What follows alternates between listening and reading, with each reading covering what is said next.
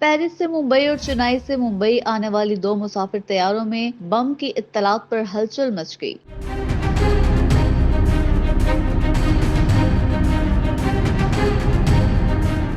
एक परवाज इंटरनेशनल जबकि दूसरी डोमेस्टिक थी। तफसीलात के मुताबिक भारत की दो एयरलाइन कंपनीज विस्तारा और इंडिगो के मुसाफिर तैयारों को दौरान परवाज बम से उड़ाने की धमकियां मिली, जिसके बाद दोनों तैयारों में सवार मुसाफिरों में खौफ व हरास फैल गया। भारतीय मीडिया रिपोर्ट्स के मुताबिक फ्रांस के दारुल हुकूमत पेरिस से मुंबई आने वाले विस्तारा एयरलाइन के मुसाफिर तैयारे में बम की इत्तला एक पर्ची के जरिए मिली।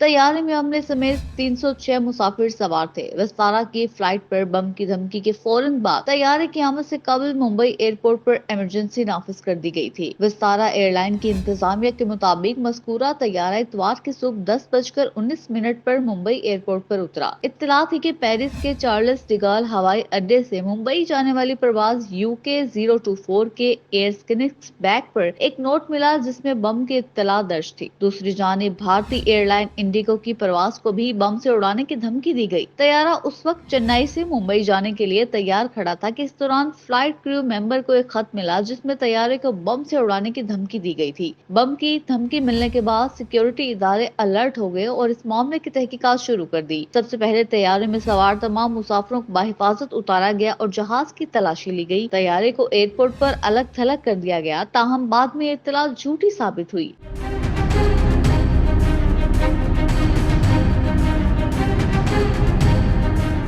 याद रहे कि इंडिगो की परवाज पर ये एक हफ्ते में दी जाने वाली बम की दूसरी धमकी है। इससे कबल 28 मई को दिल्ली से वाराणसी जाने वाली परवाज में भी बम नस्ब किए जाने की धमकी दी गई थी।